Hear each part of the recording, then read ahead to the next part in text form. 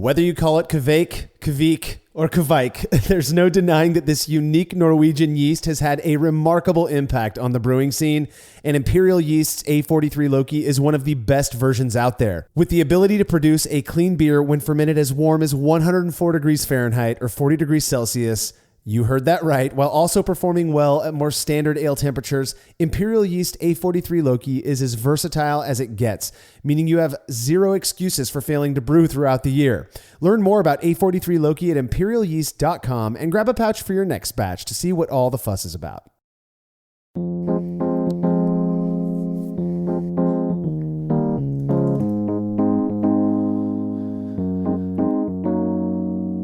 For the better part of the time I've been drinking beer, the classic shaker pint has easily been the most popular glass that I've received beer in, which is likely due to many reasons. What's interesting to me is that it's also the type of glass that seems to get the most hate from self-proclaimed beer aficionados, those who strongly believe that the glass a beer is served in should match the style. You are listening to the Brewlosophy Podcast. I'm your host, Marshall Schott, and for this Brews Views episode, contributor Jordan Folks joins me to talk about our opinions on beer glassware. Well, I think you can consider me one of those aficionados. I'm a strong believer that glassware matters. And it's just fun. And, I was thinking about this episode. It's there's a bit of a corollary with the American craft beer movement, and we're borrowing a lot of things from Europe, right? And they really take glassware seriously in England and Belgium and Germany and the Czech Republic. And you can't go into a German brewery in Bavaria and get just a generic piece of glass. They all have their custom branded glassware, and it's really this cool part of the experience. And it seems that we're really starting to catch on here in America, but that's one thing that I don't think we're totally there yet. Like in Europe, you still see a shaker pint at world-class breweries. Oh, absolutely. That is absolutely the truth. I was at Russian River last year, and they served me a IPA and a standard shaker pint, and I didn't complain about it. And I think that me not complaining or caring one bit is going to make this episode a really good one. So suffice to say, Jordan and I agree on some things. We aren't exactly on the same page on everything. And again, I think that's just going to make for more fireworks in this episode that we hope is fun to listen to. And it's going to give us an opportunity to be blowhards a little bit about something that is pretty banal, which is beer glassware. But it is something that we get to engage in because we're brewers and drinkers, and that's what's going to make it fun. At least that is the hope. Now, just a reminder, this is a Brews Views episode where we share our personal opinions on specific topics without censoring ourselves as much as we usually do. So if certain language is something that bothers you, or if you hate hearing people say things that you disagree with, you may want to pass on this episode. We're not going to be flagrant or intentionally offensive, nothing like that, just a little less filtered than usual. All right, if you're a fan of this show and you'd like to receive a reward for your support, including the ability to propose future Brews Views topics, consider becoming a patron of Brewlosophy over at patreon.com/Brewlosophy. By making a small monthly pledge, you'll receive rewards like access to unpublished contributor recipes, unique discounts at YakimaValleyHops.com, and an invitation to a monthly live Q&A session with somebody in the brewing world. Our guest for this month, March of 2023, is well-regarded brew tuber Trent Musho of The Brew Show. If you haven't checked out his YouTube channel yet, you really should. His videos cover everything from brewing methods like brew in a bag to making unique non-beer recipes like hop water. In fact, I just watched his hop water episode, and it was really inspiring. I've never made hop water, and I think I might now. On top of being killer content that he produces, his production quality is great, which I personally love. Trent will be hanging out with patrons on Saturday, March 25th, 2023. So make sure to make your pledge of just $3 or more at patreon.com/Brewlosophy no later than Friday, March 24th. All past sessions are available on our private Patreon and Facebook pages, so you can go back and watch them whenever you like. You can learn more about becoming a patron and check out all of the rewards we offer for your support over at patreon.com/Brewlosophy. Another really easy way to support us is by using the links found at brewlosophy.com/support when you're shopping online. Your experience doesn't change at all, and we get a little kickback for the referral. And if you wouldn't mind letting us know what you think about this show by leaving a rating and review in Apple Podcast or wherever it is you listen to podcasts that allows you to do that. We really would appreciate that as well. High five to everyone out there who's taken the few seconds to do that already. Feedback is brought to you by Clawhammer Supply, who in addition to having a badass YouTube channel chock full of great brewing related content, sell what we believe to be some of the best electric systems on the market. Jordan's going to be moving into some Clawhammer units here really soon, and I know he's excited about that. If you've been considering making the move from propane to electric, you owe it to yourself to check out Clawhammer Supply, whether you're after a 120 volt 5-gallon system or something bigger like their powerful 240 volt 10-gallon system. Clawhammer has got you covered. Learn more about everything they have to offer at clawhammersupply.com, and don't forget to check out their YouTube channel as well. Listener Ryan Bailey wrote in with some feedback after listening to an older episode where we focused on water chemistry. I know this will be right up your alley, Jordan. Ryan said, I've been brewing pretty seriously for a couple years doing extract with steeping grains. I got an Anvil foundry for Christmas, so I'm digging back through past episodes to prepare for the switch to all grain. It occurred to me that 99% of discussions pertaining to water chemistry are in relation to all grain brewing, and nobody ever really talks about it in regards to brewing with extract.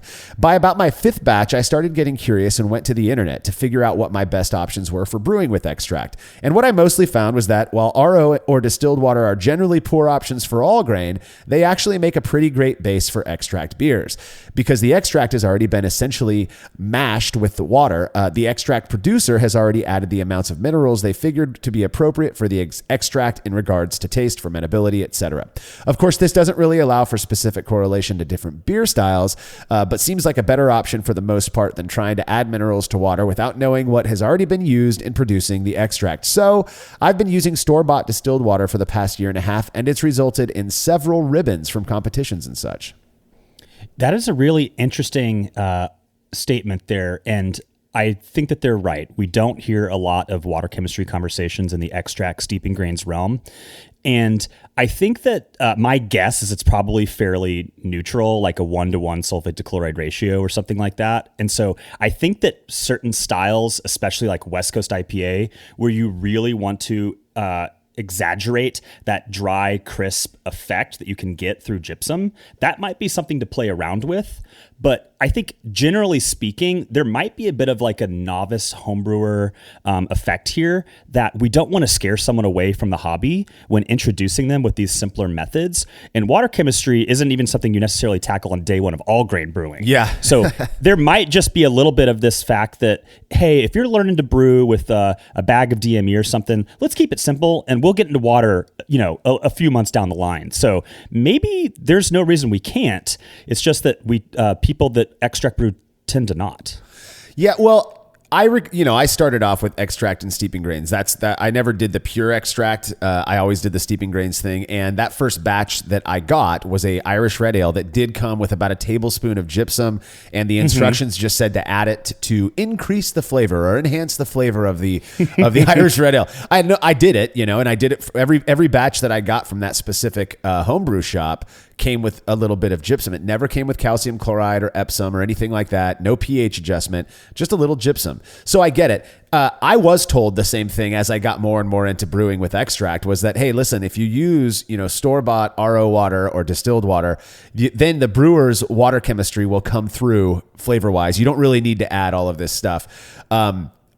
The fact that you're making award-winning beers, Jordan, is kind of proof in the pudding, in my opinion, that you don't really need to adjust your brewing water. That being said, if I'm in your shoes, brewing with extract and steeping grains, and I make a beer, for example, an IPA, without any water chemistry adjustments, and I just think it's falling a little bit flat or flabby, next time around, I might add, a tablespoon of gypsum or 6 to 7 grams of gypsum, something like that, and iteratively try to build up a water chemistry profile that I know works with the extracts that I am purchasing.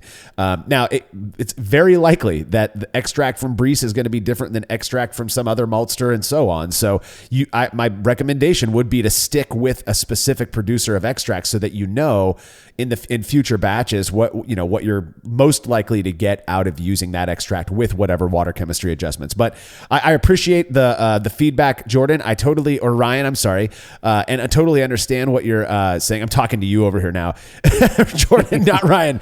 But I appreciate the feedback, Ryan, and also the fact that you're going back and listening to these old episodes. I totally get the concern, and I think it's awesome awesome that you're jumping to all grain, but the fact you're winning ribbons with your extract and steeping grains batches is pretty rad. So if you have show feedback, you can send it to feedback@brewlosophy.com or drop us a line on social media. During the upcoming commercial break, and only if you're not currently driving, of course, head over to our YouTube channel, The Brewlosophy Show, and subscribe so you're notified when new episodes drop. Martin has put a lot of work into this new channel. We're really proud of it, and the response from viewers so far has been very, very positive. To find the channel, you can just search YouTube for Brewlosophy or go to youtube.com/@TheBrewlosophy Show. When we come back from this break, we're going to be sharing our unabashed opinions on beer glassware.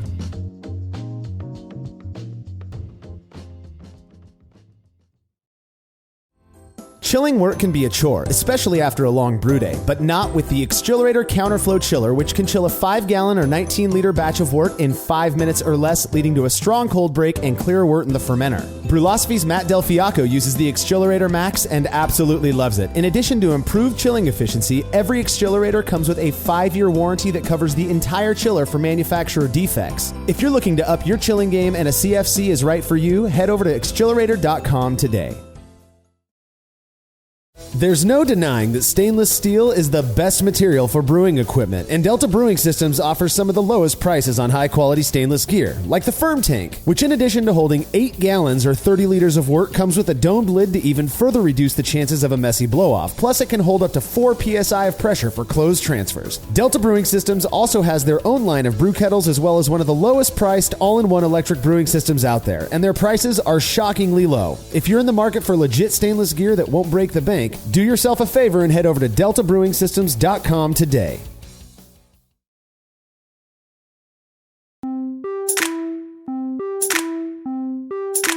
I was 21 years old when I brewed my first batch of beer, and back then, the only time I drank beer from a glass was when I ordered something off the tap at a restaurant or a pub. No joke, I drank my very first homebrewed beer straight from the bottle because I thought that's how you were supposed to do it. That's what I'd been used to. And it was, once I got that big, chunk of Strub in my mouth was when I was like, okay, at least with homebrew, I got to pour this into a glass. And when I did pour it into a glass, it honestly consisted of whatever it was that my roommate's parents like handed down to him when he moved out. So, those little, your little glasses, and they match the bigger glasses, whatever. Did this have some effect on my experience of that beer? Well, there are some who would swear that it did, as much as I say that I still enjoyed the beer. Let's get into this. This is going to be a fun one. Some general views on glassware is a good place to start. What are your thoughts in general on beer glassware, Jordan?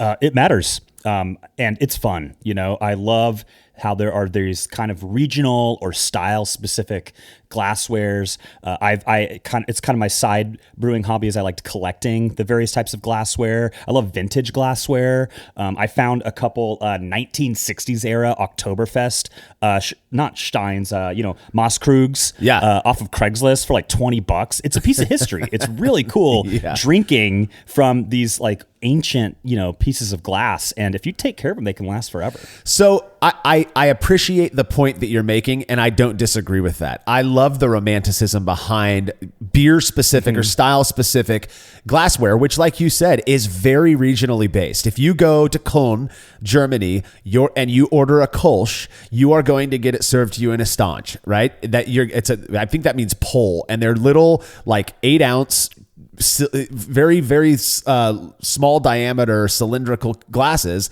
that are beautiful for Kolsch, and you can just crush like 12 of these things in a sitting, and you're not drinking a full 20 ounces or something like that. Same thing, the British Nonic pint, the Belgian tulip. I mean, there are a lot of very regionally specific things, and I love the idea, the romanticism behind the fact that these different regions designed these glasses, and they've become part and parcel to that region's beer and their drinking culture. And it's the norm, I have nothing against that whatsoever.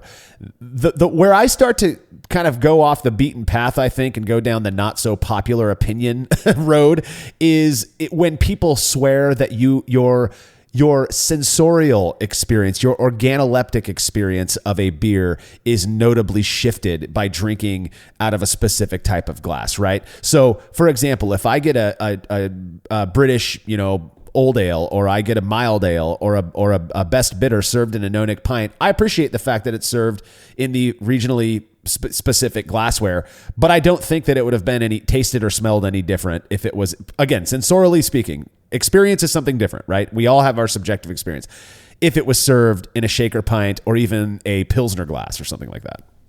Well, actually, I recall seeing a study where they attempted to do this blind, and I don't know how they how the judge wouldn't, if they put the glass to their face or someone else held it for them, and they tested a shaker pint and then some standard ones like maybe a tulip or a snifter, etc.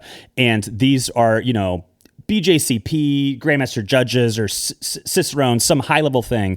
And in a blind tasting, the shaker pint was found to have less aromatic or flavor impact or something like that. Forgive me, I didn't think to try to find this before this episode, but they were able to theoretically, scientifically prove that glass does make a sensorial difference. And so I think it's interesting that there is a study out there that challenges you on that assertion. So I will say this: I've looked up different studies on glassware, and the findings are mixed. Right, from what I could find. Now, like you, I don't have citations or anything like that, but I will tell you that a group of my friends, all of whom are BJCP judges, from at least certified. I don't think anybody's national yet, but we are all certified BJCP judges of some sort, right, of some caliber. About 6 years ago, we were sitting around and we were having this very argument, and I'm not even going to call it a conversation. It was an argument because I'm sitting there saying, you honestly think that you could tell a difference of an IPA served, back then it was the Spyglau IPA glass. Remember when those came out? Oh God, don't get me started. Ribbed for our drinking pleasure. There is a limit. We've gone too far at a certain point. But anyway, okay. So at least you recognize that. But that's what started the conversation, was that this oddly shaped, weird Spyglau, super thin, right, IPA glass that everybody was buying and spending like $20 per glass on these things. And I'm sitting there going, you guys really think that by drinking out of that glass, your sensorial experience is going to be different? And I think I was the only one out of a group of 5 or 6 dudes who was in the camp of no way. And so we pulled out a blindfold and we were at my house. I had a version of one of those glasses that House of Pendragon at the time did a Steal the Glass night of. So I had that glass, and then I did a shaker, and I believe it was a British Nonic, the Imperial pint, and a chalice or a goblet of some sort, and like a Weiss beer glass, the big bulbous, 20 ouncer glass. And I filled them all with the same amount of beer, or roughly the same amount of beer, off of my tap. And it was an IPA that I had on tap. And we went around blindfolded, and I held up each glass and asked just try to, this was not science. This was just like, prove it. If you think these are so different. Right. Did some of the guys occasionally get it right? Yes. Randomly that happens. The huge majority of the time, nobody could tell any difference whatsoever. So from a sensorial perspective, pure sensory, pure perception, smell and taste, I don't tend to believe that there is a big enough impact to justify caring enough to call people out on social media, basically, for drinking out of the wrong glass, right? I mean, that's part of it. Now, I personally, I don't think I would justify me going and spending $20 on an IPA glass, but that's not to say I don't have every type of beer glass possible at this point, stowed away, because you just happen to get them. They're fun to drink out of. There is that just kind of like connecting with the culture part of it. And I do appreciate that piece of it. Well, let's talk about those Spyglaus for a second. Because I believe they also made a wheat beer glass and a stout glass. Okay. But I think that the IPA one is the one that really kind of had a moment in the sun for a little bit back there, maybe 2015 or something like that. Yeah. But it has the ribs down the side, and so as you're taking a drink, it's decarbonating it on the way to your mouth, and so there is a bit of a mouthfeel effect because it's making the beer flat as you drink it. And in theory, they're saying it's like bursting aroma in your nose by like this cascading effect. And it's kind of novel, but I like carbonated beer. So do I. I don't really love that glass. But the other thing is, if you breathe at it, it breaks in half. These things are so delicate. It's I do not understand the design idea there. Yeah, they are really, really thin. That was my first impression when I got one, was like, man, that's thin. Don't listen. If you have one IPA out of that glass, you should move to a shaker pint afterwards, right? Because this thing's going to shatter if you set it on the freaking counter too hard. I agree. Let's talk about some other glasses though that we know were purposefully designed. A good example is the Weissbier glass. What is your understanding about? I mean, obviously, when you think of Hefeweizen or Weissbier, I think of phenolics and esters, and I think of banana. I think of a little bit of white pepper, some clove. They want to emphasize that, and so they make this glass. And hopefully people understand what we're talking about here, where it's a little bit thinner on the bottom, it gets bulbous towards the middle, and then kind of comes back in towards the top. They tend to be a little bit bigger in volume than your typical 1 pint glass. What do you think about the Weissbier glass? Well, this is a perfect example of why glassware matters, and I'm not convinced it's so much for the organoleptic experience. Part of it is foam production, and retainment. And so you said it's a bigger glass, and that is true if you fill it from the bottom to the top with water. But in fact, those Weissbier glasses hold 500 milliliters of liquid in that bulbous thing at the top is this huge head that those beers have due to high carbonation, high protein levels, et cetera. It's able to, have a place for that to go and for it to stick around. And so that's why as a big fan of German beer and Czech beer, I love foam. I have a Lüker Czech faucet at my house. And so I'm really into a big, thick head on top of a lager or Weissbier. And for that matter, also Abbey-style Trappist beers as well. And there are certain glasswares that just have that extra room and the shape that really allow that head to exist. In a shaker pint, it's going to be all foam at that point. And so there is some logistical advantage to some of these special glasswares if you're into head. Yeah, no, I totally agree. And I feel like I would contend, and I'm curious what your thoughts are on this, that foam contributes to your organoleptic experience. I mean, Charlie Bamforth will just talk about that all day long. Is that good foam is going when those bubbles burst as you're taking your drink, you're getting that aromatic thing.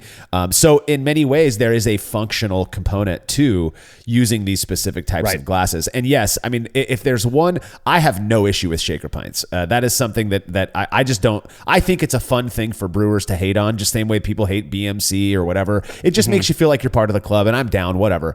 But I have no issue when I go to Russian River and they serve me a shaker pint of Pliny the Elder. Fine, I don't care. But there is a absence of foam, and that is a notable thing every time I get a beer. But you think about American drinking culture. If you're going to a pub, the expectation, I think the gross expectation is that shaker pint is filled to the top with beer. That foam is wasting space, right? Give me some more beer. I don't need that foam. Whereas guys like us understand and appreciate what foam does for a beer. And so on that level, I do think that there are certain types of glasses, that do enhance that foam quality, which ultimately then enhances your drinking experience overall. And I think Charlie himself says we drink with our eyes.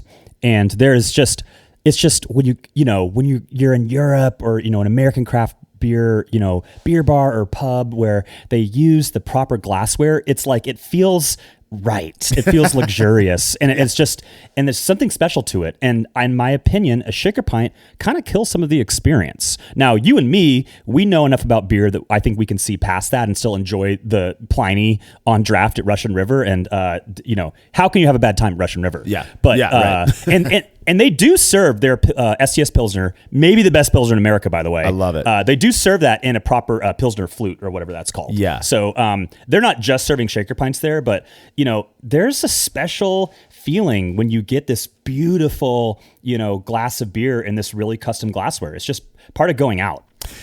I might have to backpedal a little bit. I might be misthinking if it was Russian River or another known brewery that now I no longer want to mention.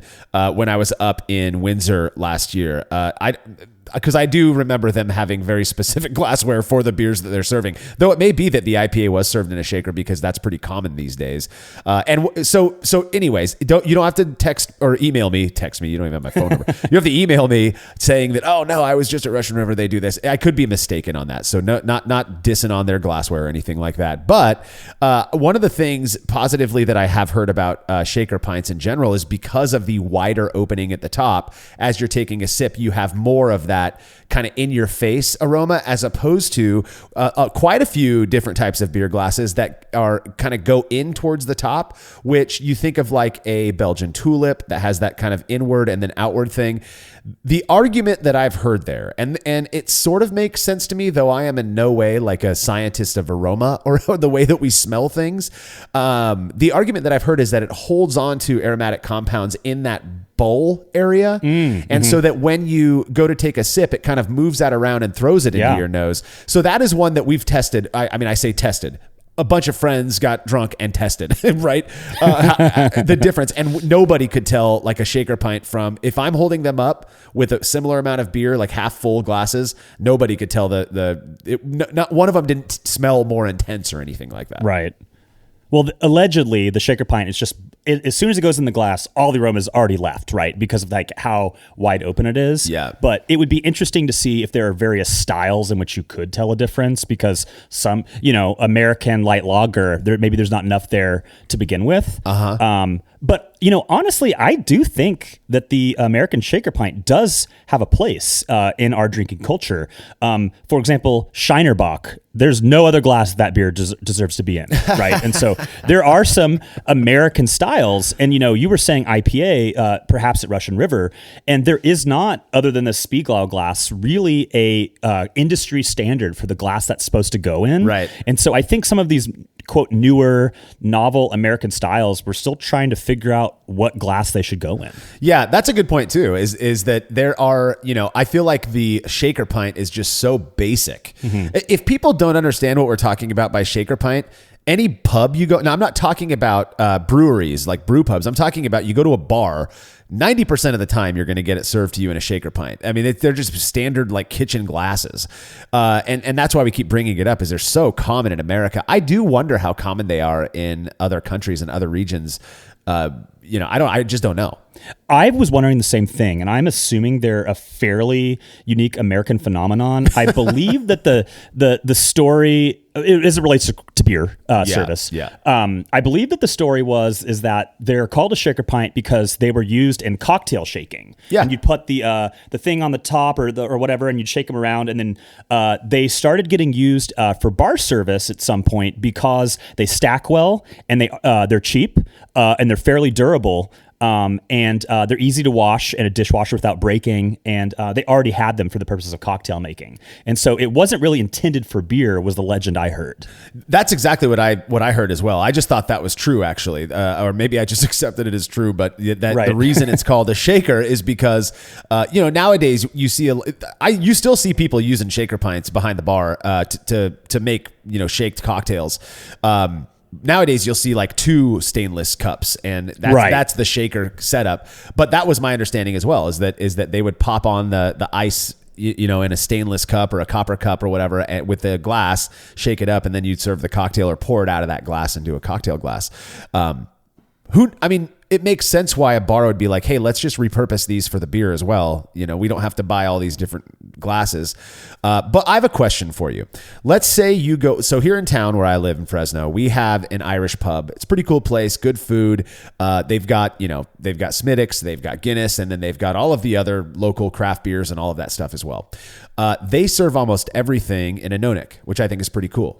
Let's say you go in there and you order, there's STS pills on tap. You'd be lucky if you found that down here. But let's just pretend that you go into a pub like that, an Irish pub, and they serve you an STS pills in the only glassware they've got, which is a no-nick. What are your thoughts about that crossing of streams, as it were, where you're getting, one style that has its own specific type of glassware, a Pilsner glass, served in a different styles, glassware? We have that exact same setup here. world famous Horse Brass Pub. That's right. One of America's classic craft beer bars in Portland, Oregon. And they serve every single beer in, 20-ounce British Nonic pint. And be it IPA or lager or you name it. I think the exception there is if it's like some, 40% ABV, triple barrel aged barley wine, they've got a snifter or something for you. But as long as it's not too strong or too expensive, it's in that big British Nonic pint. And I think there are some styles of glassware that are good universal pieces that can work for a range of styles. And I would definitely prefer that to a shaker pint. I think that another good example is the German Willi Becher or Beecher. I call it Willy Becher. It's one of my favorite glasses. We're going to talk about that in the next segment, but I agree with you. Yeah. But I think that's a good one there are some glasses that really can work for a variety of styles. Yeah. But, it might be, just take count of how much ABV is in the liquid you're pouring, because sometimes you don't need 20 ounces. Yeah, true that. Sometimes you do though, Jordan, and don't hate. Okay. I mean, I'm going to be drinking Firestone Walker. They recently released a new IPA pack that I picked up yesterday, and I've already had one of each of the beers, but I'm going to be drinking some of those probably out of the bottle today while I'm smoking some food. So, but I guess the reason I asked that question is because I don't usually notice the glassware. It's not like the first thing I notice, especially, if I go to a brewery, like a known brewery that does make great beer, most of them that I frequent at least rely on a single type of glassware, in part for economy, right? You don't, it's difficult. It costs a lot of money to buy specific glassware for specific styles and have enough so that to serve everybody who wants those beers when they ask for them. And so most of the time they like choose a specific style. Now, pretty much all of the craft breweries that I can think of in my mind from on the West Coast that I've been to, none of them are using shaker pints that I'm aware of, at least the ones that I can recall. But they all are using... The good ones aren't. Okay, there we go. Here comes the judgment. The opinion's coming in now. The good ones are not using shaker pints, but they tend to stick with like one style of glassware that is, regionally or style specific. For example, House of Pendragon uses Belgian tulips for everything. And it looks pretty, right? I believe Crow and Wolf is using Willy Becher's, and I think they've got some tulips as well for like the 10-ounce pours of bigger or sour beers. So they have a little bit of a mix there. And then, of course, if you go and you buy you're like in their club or whatever, their annual club, then you get the big 20-ounce stein, basically. So, they have a variety of different glassware, but for the most part, if you go in and you order an IPA, you're getting it in whatever glassware they've got. There are people who that really bothers. And I was just wondering if that bothers you, or if you just don't really care, even though you might have a preference. It's not that it bothers me. It's that I'm really excited when a place does use the proper glassware for the style. And I don't expect them to have a specific, like totally fundamentally unique glass for all 30 taps, right? But it is nice when they have Pilsner flutes for lagers and, Moss Krugs for maltier lager. I said lager, Pilsners, flutes for Pilsners, big, Steins or Moss Krugs for like Märzens and other maltier lagers. And then I think the Willy is the kind of all-purpose for IPA and some other things that don't really have their own glass. It's a nice experience, but it's not going to I'm going to walk out of the place if they don't have the proper glassware. It's just like a nice little extra credit. So I think where you and I actually see eye to eye on this is that if I show up to a brewery and they serve me a Kolsch in a Stange. Chuck and Up Brewery does this, or at least they used to. If you ordered a Kolsch, you got it in a Stange, and it was a smaller volume. They're not in Portland. No, they're not doing that. This was up in Bellingham, which I know they closed that one down now. So this was a couple years ago.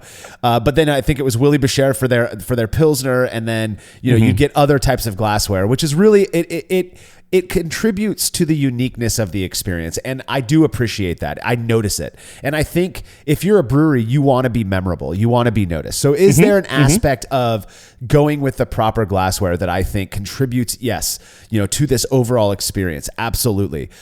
Where, again, my argument and where I know that I diverge from the what seems to me to be the more popular perspective is that I don't think it changes the organoleptic experience that much. Maybe there are certain types of glasses that really were designed like by engineers to hold on to more aromatic compounds. And if you were to do a comparison with another, shaker pint or something, then yeah, maybe you would notice a little bit of a difference. Is it going to be enough, like you said, for me to turn around and walk out of the pub? Because no way.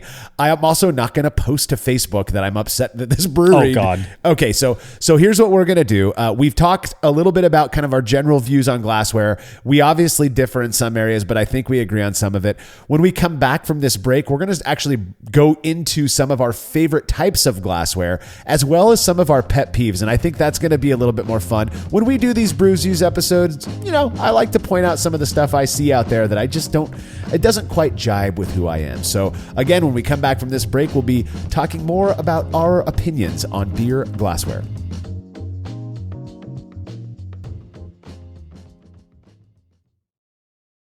After a long brew day, the last thing I want to do is waste more time chilling wort. I've tried so many different options, and ultimately I settled on the super efficient immersion chillers made by Jaded Brewing. With the King Cobra and Hydra, I'm able to chill my entire batch of wort from boiling to just a few degrees above groundwater temperature in as little as 6 minutes. If an immersion chiller is right for your brewery, then do yourself a favor and check out all of the rad options Jaded Brewing has to offer at jadedbrewing.com. And be sure to let them know Brewlosophy sent you.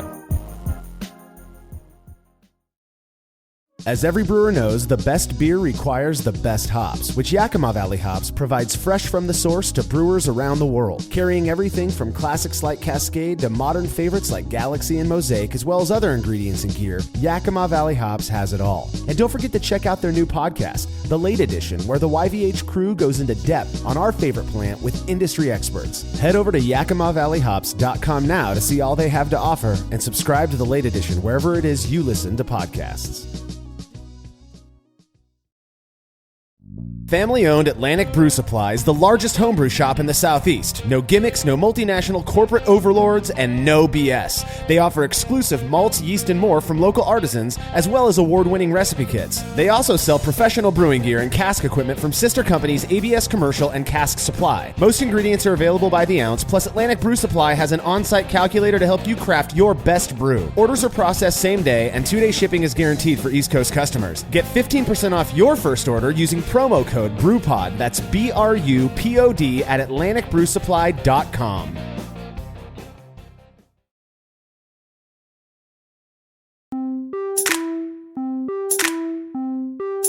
So we've gone over some of our general perspectives on proper glassware and how our opinions have been shaped by experiences that we've had while drinking out of different types of glasses. I was thinking it'd be fun to get a little bit more specific by talking about the types of glassware we personally love, the beers we like to drink out of those glasses, as well as those that we hate. Jordan, why don't you kick us off?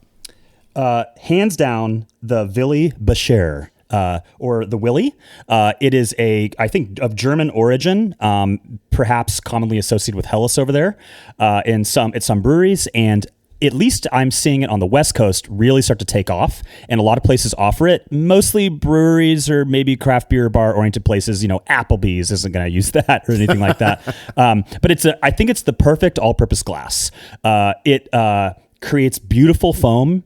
It kind of lends itself to multiple styles, be it a IPA, a Pilsner, a Märzen, a British mild would seem fine in there. And so I think it kind of hits all of the commonalities across various glass types in a single package that just works for a variety of styles and just feels a little more elegant than the beat up shaker pint at the dive bar. I hate that we're doing this, but my hands down favorite glass is the Willi Becher as well. So the fact that you because it's the right answer. It's the right answer. We did not consult about this ahead of time, listeners. I promise you. It's funny. I would never have guessed that you would have said that actually, and for all the same reasons. There is something about that glass that is just so universal. It feels like any beer looks good in that glass. I don't care if you're drinking a Helles, a Pilsner, a brown ale, or an IPA. It just looks beautiful in in those glasses. They come in various sizes. So we actually have, I think it was about 6 years ago, I dropped some coin because Rastal is not cheap and they're the ones who make the best Willies out there. So on Brulosophy, Willie Bashir 9-ounce glasses that there's still some floating around out there. I should probably put another order in. They just look good. Their shape is kind of, and excuse me if this offends you, but they're kind of sexy looking. They're just kind of, they got that, they go up and then they just gently go back in at the top to the point that they are moderately stackable. That's a big thing for me is in my brewery, I don't want to have a whole bunch of glasses that you can't put on top of each other for storage purposes. I just love their simplicity. I love the way it looks and the fact that they're stemless. We're going to get into glassware we hate, and I think pretty much, with a few exceptions, everything I hate has stems on it for a reason. But yeah, the Willie Bashir, that's my number one. My number two favorite type of glass, and this would piss Malcolm Fraser off, who is now, he jumped ship from Brulosophy. He's now a commercial brewer over in Pittsburgh, Pennsylvania. Are can glasses. I love them. And I know that a lot. Exactly. I love classic stuff. I love classic Americana. I just like basic things. You can hate me for that all you want, Malcolm, but the can glass, the way it just goes straight up and then it has that little curve at the top and it comes in, you can fit a nice big amount of beer in there. They come in different sizes. They're not stackable. That's kind of a bummer, but I like the way they look. Maybe I'm alone in that. We get a lot of positive comments whenever we post pictures of our little miniature can glasses online. So I think other people like those glasses as well. I'm not purely stupid on this one here. Or maybe I am. Those are pretty, that's funny. I mean, I would say those are more of a novelty glass. They're kind of kitschy. I have no problem with them, but I never would have guessed that would have been your number two. Yeah, well, that's the thing is and you wait till you hear my number three favorite. There's something about it that just feels down homey, and I kind of like that. A part of it, as we were talking, I think a part of it is that I'm not very... I don't get into the hoity-toity thing, whether that's in brewing or I play the guitar and do that. And I've never been like the high-class guy. I like the basic stuff, and using basic things to create beauty is kind of something that I find appealing, I guess. And I don't judge the people who like the higher end stuff or whatever. You do you. That's the beauty of being different. But I'm starting to realize that maybe that motivates where my preferences kind of go. Is I like the basic stuff, and can glasses do that for me. They have that basic look, and I just think it's neat. Yeah, nothing wrong with that. So I think my number two would probably be the Mosskrug. And this is your classic kind of like Oktoberfest. Yeah. In America, we often imprecisely say Stein, which actually means stone. So if you say Stein, that's a ceramic mug. But the Mosskrug is that classic glass, Oktoberfest glass. And especially when you're really going for head formation and retention, it's just a perfect mug for German lager. Czech lager can work there as well, even though I tend to prefer to pour a Czech lager in the Czech Tubinger or whatever it's called. But yeah, I just love the Mosskrug. It's great for lager, Hellest, Festbier, Dunkel. I love European lager, and I think that there's something like, dare I say, medieval about drinking out of these glasses. It's just fun and festive. Yeah. We so would you refer to the way that they look on the outside as dimpled? I don't know if that's the proper terminology. Yes. Dimpled, yeah. I think it's right. Yeah, it's like if you were to take a golf ball and zoom in on a golf ball by 100 times is kind of what the outside of these big mugs look like. I've got like 4 of them in my house because whenever I go to Oktoberfest events at breweries, it's usually like, oh, pay $20, you get your first full fill of this for free. Like, yeah, sure, I'll help you out. I've also got a ceramic Stein from Crown Wolf's Oktoberfest last year that I never use because it's heavy. We'll get into my thoughts on heavy glasses here in a minute, but I don't mind Steins for the feeling of Oktoberfest, for being in that moment and creating that experience. I have never poured myself like a beer at home in a Stein or a Mosskrug because it's just too much and it warms up too fast.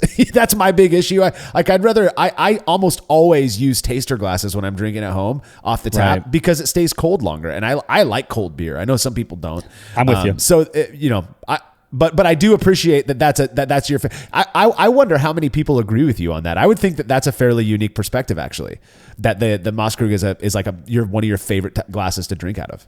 Well, I just love Oktoberfest beer, and I throw an Oktoberfest party every year, and so I love Märzen, I love Fest beer, I love Helles. But the other thing to note there is there are various types of sizes, and so when you go to an Oktoberfest tent in Munich, they serve them in 1 liter Moskrügs. That's too much in my opinion. A liter of beer, the second half is backwash and warm. I think that the half liter Moskrügs are the perfect size when you want a proper pint. You want a full glass, and it lends itself to drinking quickly the way that it just sits on your mouth. The foam, if when done right, will go all the way to the bottom of the glass. So it's a fantastic piece of glass, but the 1 liters, they can stay in Bavaria. I don't need that much beer at one time. Yeah, I'll just get 2. Yeah, exactly. Consecutively. That's my whole thing as well, is I would rather go back and get another one. I'll even wait in line. I don't want this big old volume of beer warming up in the glass and decarbonating but I agree. I like the half-size Moskrügs a lot. I think those are really cool. I've got a few of those as well. House of Pendragon, in fact, did a Oktoberfest where that was the glass that they used, and I thought it was really neat. My third on my list, and I'm not sure if these go in order. The Willy is probably my very, very favorite glass. If I could just have all Willys for everything that I drink in my house all the time, I would. My wife has not agreed to that yet. And this is probably going to rub some people the wrong way, but I absolutely love it when I go to order a beer. I don't care if it's a high-end beer or if it's a Miller Lite, and they serve it in a mason jar. I just love the way that feels. And I see your face, Jordan. You're giving me the look that I expected.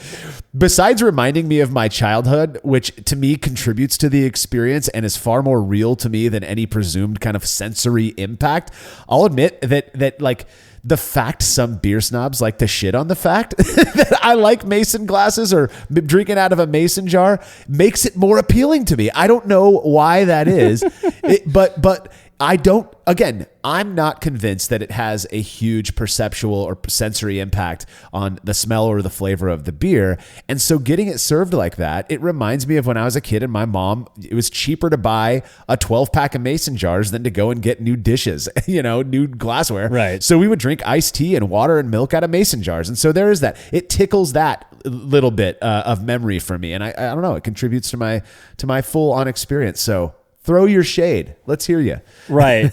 Well, that surprises me because you're like a West Coast boy, from the Northwest down to the, Southwest, as it were, in Fresno.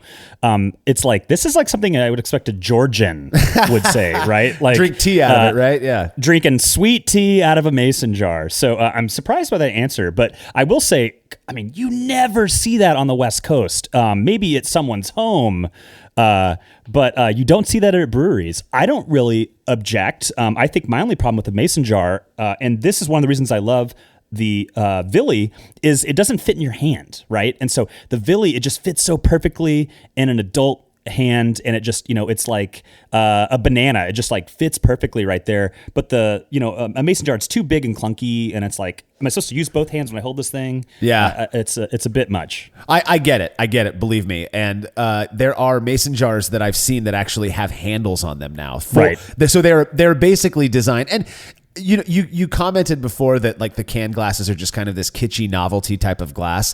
They're really I've seen a lot of canned glasses out there at different breweries and such. And I think a part of the reason you're seeing more and more of them, at least from what when I'm doing my glass shopping for Brewlosophy, canned glasses tend to be some of the cheapest you can buy. So there's a big space on them for printing. If you're going to like Grandstand or whatever, you can get a bigger logo put on them, stuff like that. Mason jars, not so much. You're very rarely going to see a mason jar unless it's designed to have a logo put on it. And I've seen a few of those where there's like the little oval where your logo can be printed. They're typically just ball or mason jars that you can pick up at Walmart or whatever. But I have been to a few places here that in California, at least on the coast, in fact, where they serve beer in mason jars. One of the things about Fresno, where I live, just as a little bit of, I don't know, for folks who don't understand that Fresno is not your typical California city. I'm not on the coast. No. Yeah, this is where I live is very much influenced by the agricultural and the farming communities and stuff like that. And so you've got a lot of that influence from the South. In fact, if you look at old school maps, I was born here, moved to the Pacific Northwest and came back. So I've got kind of this weird hybrid version of perspectives. But if you look at old migration maps in the United States, there was was a big push from the Midwest. Well, where did people populate from the Midwest was up from the South and from the East Coast originally. And then they pushed over the mountains and came over here into Central California and settled because of the agricultural climate and such. So maybe that was the influence that I had, because when I was a child, a lot of people around these parts drank out of mason glasses or mason jars. Interesting. I keep calling them glasses, but they're really just jars for storing, jams and such. But, I do want to point something out, and not to bag on anybody specifically, but I did recently see a social media post where somebody wrote a damn novel about how disappointed they were that the beer, I believe it was Pliny the Elder at some restaurant actually, was served in a mason jar. Are you kidding me? Like, you're going to waste the time, take the time out of your day to sit and bag on a place that you went and spent money at to eat their food and to drink their beer because they served it to you in the wrong glassware. That level of sanctimony is I think a part of the reason that I'm so open-minded when it comes to the glassware that I get, because I just don't want to be like that. It feels like such a waste to me to sit and be negative about something as meaningless ultimately as glassware. Like, I get it, have your preferences, but my goodness, to like openly bash a place that you went to because of the glass your beer was served in,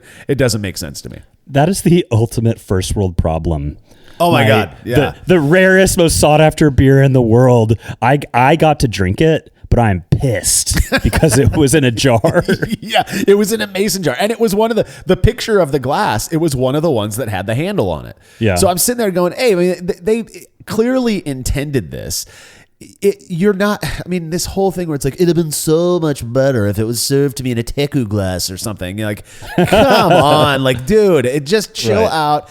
I'm probably beating a dead horse here because I feel like I've talked about this in many prior Brews Use things, but the beauty of beer and brewing, in my opinion, is that it is so chill. It's not snobby wine thing, but there is just this group of people who seem to want to make it that. And I don't know how conscious it is of me, but I would think, like, when it comes to things like glassware, that there is a component of not wanting to fall into that trap, that hoity-toity, we're better than everybody trap that does, again, motivate my preferences and such, because I like the simplicity. I like the fact that we're not that way. And so I guess that's a part of it.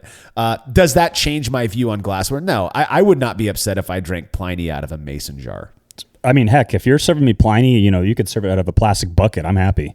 Amen to that. I know. You could just fill up like 10 different straws and let me drip it in my mouth, and I'd be okay with that. We're lucky here in Fresno now, Jordan. We actually get Pliny distributed here, so I could go grab as much as I want. So same in Portland. Oh, good. I got younger a couple nights ago. Nice. And this is a good year. And using Nectaron hops, I hear. Oh, I didn't know that. For Pliny the Younger, did they?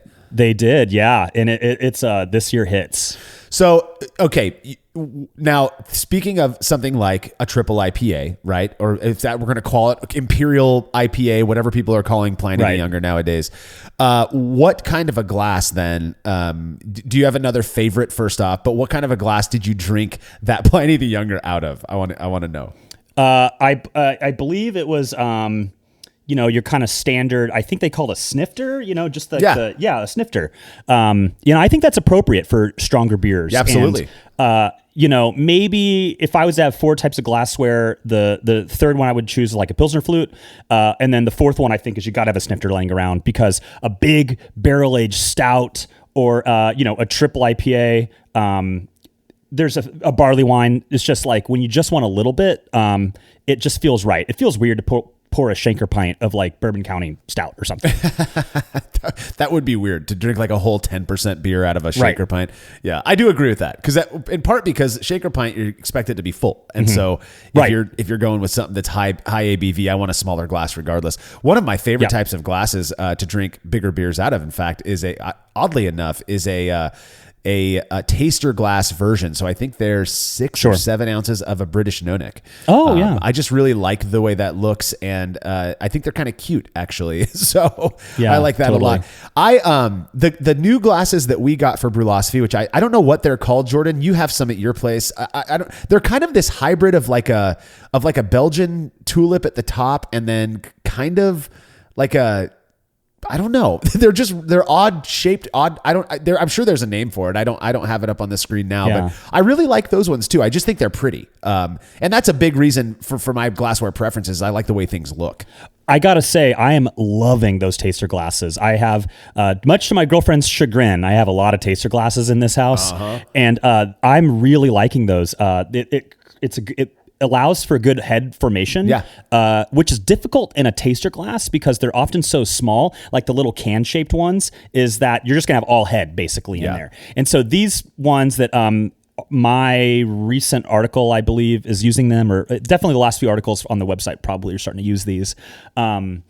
It really is a great little taster glass experience, which can be difficult on draft because, you know, the pressure, the foam, etc. Taster glasses can be tough to fill, and those new ones you got us, it really fills easily, and it's just this, you get the bouquet in the nose, you get the drinking experience that you want. It really kind of mimics a larger glass in a very small format. Yeah, I just looked it up. They're called Revolution Tasters. I mean, I don't think that's... I think that's probably just a brand name or something like that, whoever makes the glass. But I like them a lot as well. I actually have Mecha Grade Estate Malt gave me a few years ago at a conference. They had glasses that were that shape, but they were full-sized. And that's a really neat one as well. You've probably seen those. They've the gold writing on them. And but yeah. I haven't seen that, but you know who I think uses them is Odd 13 in Colorado. Oh, okay. One of the older school hazy brewers. But yeah, they are out there in the wild, but I haven't seen them that often. It's a cool glass. Yeah, I like them as well.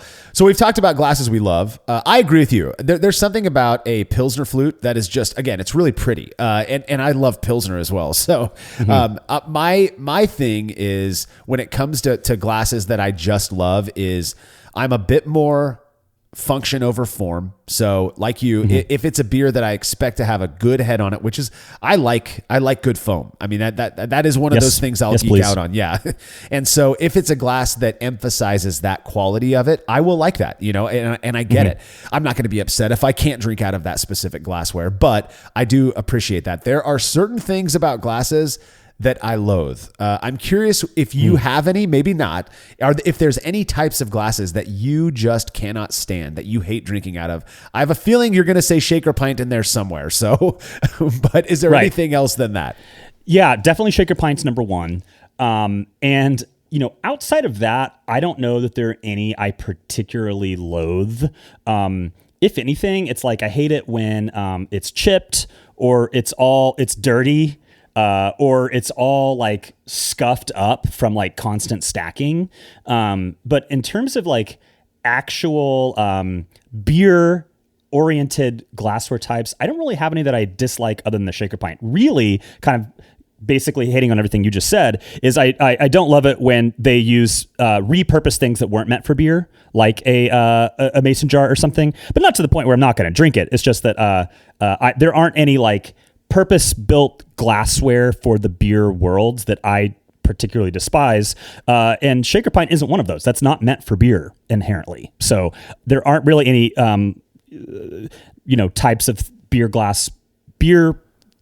glassware that I really despise. Okay, so I've got a couple, but again, it's because of the functional impact that it has, in my opinion. So first off, so what I don't like are qualities of beer glasses, and then there are certain glasses that have all of these qualities, and so I just don't really like drinking those beer glasses. Will I drink beer out of it? You better believe it. I don't care that much, but anything that's too big or too heavy. So like you were talking about with the Moskrugs, the full 1 liter ones, when you've got a full beer in that, it's not a huge deal, but I'd prefer to have the smaller one. I would rather have a smaller glass, in part because I want my beer to stay cold, but it's also just kind of heavy and clunky and not easy to maneuver and move around with. You know, I like to be nimble when I'm drinking my beers. So that's one of them. As much as I couldn't care less about shaker pints, there are a few, they're usually restaurants, not like breweries or pubs or whatever, a few restaurants that will serve beer. They say, do you want, the normal size or do you want the bigger size? I will always get the bigger one for my first drink because I'm thirsty and I'm probably going to chug it pretty quickly. They'll serve it in like a 20-ounce shaker pint. And there's something about those glasses that I just do not like. Again, kind of like you said about mason jars, the way they fit in your hand, they're just clunky. They're not very comfortable. So those are ones that I'm not a huge fan of as well. The other So I like teku glasses because I think they're pretty. I love drinking a good, two things that I love to drink out of teku glasses are sour beer. I think that's kind of what they were designed for, basically. But also like fruited cider. There's something really pretty. It just looks like you're drinking wine almost, right? Mm-hmm. But I cannot stand. I got rid of all my stemmed glassware last year or what was it, 2 years ago now, when I was upgrading my garage and my brewing system to electric. I break so many stemmed glasses that it's just not worth having them around anymore. And then you have to figure out a storage solution because you can't stack them. So I ended up like installing these rails in my garage that you dangle the glasses on, and it was just a pain in the ass. And to the point where I was like, screw this, I'm just not going to do stemmed glassware anymore. If your kids grab them, they're likely going to break them because especially those teku ones, which sucks because I really do like those glasses. Right, drinking out of them, I don't like having them around because of how sensitive they are. Well, and I'm curious, were you running those through the dishwasher? Because those are things you really got to clean by hand because the dishwasher, the risk of breakage is too high. Yeah, I don't. So I don't mind cleaning glasses in the dishwasher. I know a lot of people poo-poo that, whatever. I don't do it though. I have a routine for cleaning beer glasses that usually just involves a hot water soak with some whatever cleaner I have on hand. Right now it's the Accelerator cleaner that works really, really well. And it'll dip in that, and then I might sometimes I might just do a really quick rinse and some Star San or whatever afterwards. That acid does seem to eat away at any sort of film that might, again, detract from the foam quality. Yeah. I just use Dawn soap or whatever. But a big part of it is I have a dedicated scrubber brush for so do I. beer glassware that I don't use on food or other oily substances. And, Dawn hot water scrub and then hot rinse and then rack dry is great. But a sturdy glass like the dimpled Czech glass, I just put that in the dishwasher. Like that thing's going to last a lifetime. You could throw it against a brick wall. It would bounce back at you, Yeah. And so as long as it's not too delicate, I will totally put it through the dishwasher. It's fun.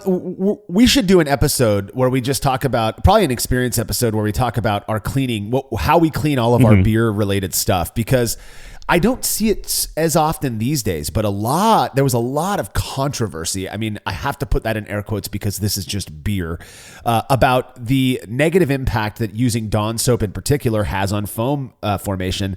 I don't see it either. I've never had an issue with it, but boy, if you show a picture of you washing your glasses with Dawn online, there are going to be some haters out there. I promise you. This gets into one of my biggest pet peeves. I like clean glasses. Don't get me wrong. I'm not going to drink out of a dirty glass. That's gross. But, we are in the media business. We publish articles with pictures and we throw stuff up on Instagram and Facebook and things like that. And I cannot tell you how it's laughably annoying is the term that I use, because it doesn't actually annoy me, but you're kind of like, what the hell? If you post a picture online, or if you see somebody else's picture of a glass that has a couple of bubbles stuck to the side of the glass, also, if that's a shaker pint, boy, they're going to get some shit thrown at them for that. But any glass with a little bit of bubbles, you're going to get those people coming out of the woodwork talking about, oh, your glass isn't beer clean. Oh my God. And I know that that's not specifically glassware related. It's more cleanliness related, but my goodness gracious. If you're one of those people and you're listening to this, we can talk. Let's figure your stuff out. Yeah. Good Lord. I mean, I don't have enough time to complain about things on the internet, so that's something I will never understand. But I do agree that it always pisses me off when you're at a bar or a restaurant and you do have all those nucleation sites all over your glass, because it means that they're serving you in a glass that's not clean, and we drink with our eyes, and it takes away from the experience. And I think that if you're in a beer bar and you for whatever weird reason you want to upload this to the internet, which I don't even understand in the first place. Yeah.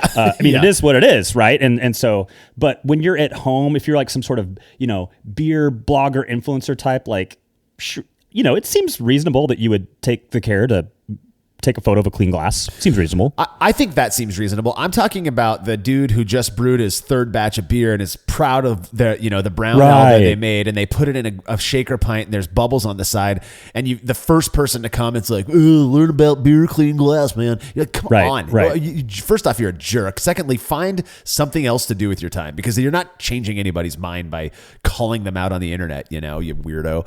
But that's just my opinion, of course. It could be that I'm the weirdo who needs to be more uppity and, care more about beer cleanliness when it comes to glasses like that. So I've seen it more times than I care to admit, people acting like that online, though. I mean, that's what the internet's for. So maybe I'm just old. Well, I'd never heard of this Dawn thing. It's like, and fun fact, no joke, my girlfriend's dad invented Dawn. The patent is framed and he was an employee. So, he didn't get any like money off of that, but he was an employee for Procter and Gamble or whatever company that was. And he was the chemist that invented it. Pretty crazy fact. So we're a Dawn family here. And I'm surprised your girlfriend's name's not Dawn. Right. It's Crystal. It's Crystal. And which is probably another soap company, I'm sure. I'm sure it but is. As long as you rinse these things, they should be fine. Like I don't think that the detergent should really matter as long as you're giving it a proper rinse. Yeah, again, that we could go down a whole rabbit hole of what's best to clean beer glasses with, as well as all of your other brewing gear. Again, we're going to do a show on that. We've got some more quasi experiments set up with cleaning beer glassware, but those are our thoughts, our opinions, unabashedly, on beer glassware. Again, there's a lot in beer and brewing that just seems so banal and so meaningless that we imbue with lots of meaning, that we, take as being a big deal. And if you're one of those guys out there or folks out there who is really into beer glassware, this was not us shitting on you by any means. I actually agree that it's really nice. There is a component of romanticism in drinking out of the proper glassware for the style. At the same time, I can compartmentalize that preference and still enjoy a beer served to me in a shaker pint or some other type of glassware that's not stylistically appropriate. And that's just my opinion. Jordan, are there any final words before we wrap this one up, man? I think what matters is that the liquid in the glass tastes good. And that's really what matters at the end of the day. But ultimately, I think that glassware can really elevate the experience beyond what it would have been otherwise. And I think it's definitely a fun part of the hobby. Yeah, I couldn't agree more. In fact, I've been to a couple breweries that do have, they'll have like one of those smaller breweries that has like 6 beers on tap, and they serve everything in the proper glassware. I'm sure they run out and just divert to shaker pints at some point, but it does elevate the experience a little bit, even if just a little bit. There's something kind of fun about it, and it allows you to engage even more in this thing that we love, which is brewing and beer. So if that's your thing, but at the same time, don't go posting crap on Facebook and Instagram if people don't have glassware that you think is right. So, all right. Well, don't forget to subscribe to the Brew Lab, where host Cade Job takes you into the lab with brewing scientists to discuss the fascinating research they've performed. And make sure to keep up with all of our beer and brewing antics over at brewlosophy.com. The Brewlosophy podcast is made possible by the generous support of our sponsors, as well as all of our rad listeners. We seriously could not do this without you. Cheers to everyone who has subscribed and left a review of our show. It makes a huge difference. If you haven't yet, please consider doing so. Head over to brewlosophy.com/support to view a list of ways you can easily help us to continue producing this podcast. If you want a reward for your support, visit patreon.com/brewlosophy. Thanks again for listening. We'll be back next week with another episode of the Brewlosophy podcast. Until then, think beer. Start off the morning with some hot tea, lemon and honey, cause it suits my bro. Put some herb in the bowl, yeah, it's homegrown. Ain't gotta go through the middleman no more.